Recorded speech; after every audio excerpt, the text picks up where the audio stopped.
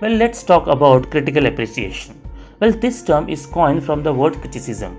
Well, many people at first get confused and misunderstood this term because they thought it is like a weapon used to criticize them. But it means something which makes them uncomfortable. Now, some think that it's about the projection of their faults and negativity they possess. You know what? Some even think it's a cunning standard of cursing them. But it's not so, it's none of it, especially in literature. Well, let's quote here. Criticism stands like an interpreter between inspired and uninspired. Unquote. Well, it is said by Carlyle. Now let's understand the criticism in detail. Well, criticism is like a bridge between the proficiency of the author's tasks and the gift of rationality of the reader, if they have. Now, what is the gift of rationality or being logical about a reader? Well, directly if I say, it means critic. Now, the critic is someone who not only reads but dives deceptively into the treatise, or a perfect analyst, I must say, whose intellect could fly in all directions.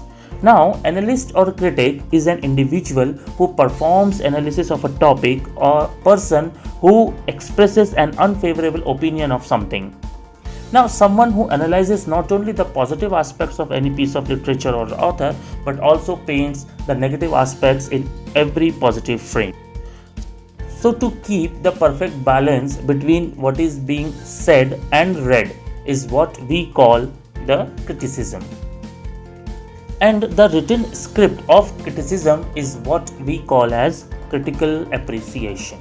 Now, to write a perfect critical appreciation along with good analytical reasoning or logical ability, a critic needs certain tools. So, let's have a look on these tools. Now, while writing critical appreciation, 5 basic tools a critic must keep in mind. The first one is introduction, where we need to mention few lines for the poet and the treatise. Then second comes the summary, theme or the plot in case of dramas or novels. Third point is VIP point. It's about writing style, or you can say the diction used by the poet or the writer or author. Fourth point is annotations. Well, annotations are like a strange point for few people. We will study this. And the last point is very important, that is conclusion. None of the critical appreciation can be completed without it. Now let's discuss these points individually and we will understand them in detail. So first point was introduction. Well, in introduction you need to give a brief information about the poet, dramatist, essayist or even author. Then second point comes is the mentioning of the dates. Well, mentioning of the date means particularly of the work and the writer you are writing about, like dates on which the work has been published or the date of the birth of the writer. The third point is background of the work, which means why that work had been written. Now, for this you can take the help of the history of the poet or his works. By the way, this point is generally used by the students who pursue higher English or higher level or university level. Now, second point here is summary, theme or plot in case of dramas and novels. Now, mentioning a brief idea about the work. It means what is being said in the poetry or the prose in short. Now, you can add everything accordingly. It's like a short note or a WinRR file that when you expand it, you will get everything mentioned or main idea of the original text. Well, third point is writing style, which is a VIP point, means very important point. Well, it includes grammar, which is easy and logical to understand, or even when it comes to judge something. Then comes the second construction with the good reading skills of punctuations, because they do matter when it comes to make interpretations of the text. Then third point comes the expression or diction, which includes the use of idioms, phrases or even the choice of words. You can comment on that also. The most paramount here is literary devices or figures of speech, because at this place a true critic can easily analyze the literary value of any piece of literature.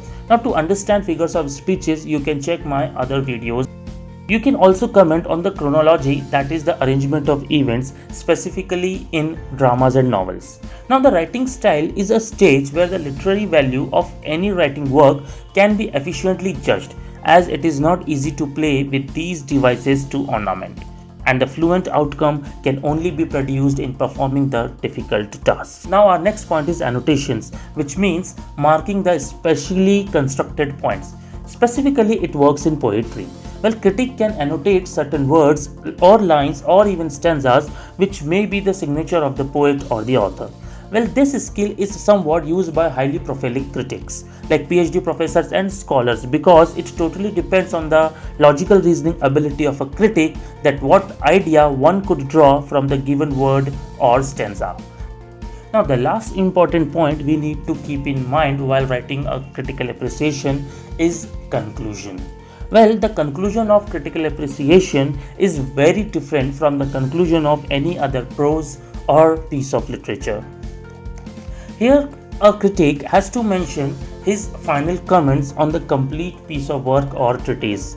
Well, what you can do is try to give final comments on the answers of two very basic questions here. Well, let's understand what are these two very basic questions. First is what or why writer had tried to say through the treatise.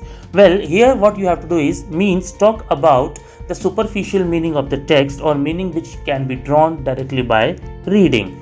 Second question is what have you learned from work? It means the meaning which you have drawn from your intellect. Now you can mention any other points if you feel like, but my suggestions if you can't figure out anything else, at least mention about these 2 points in your conclusion.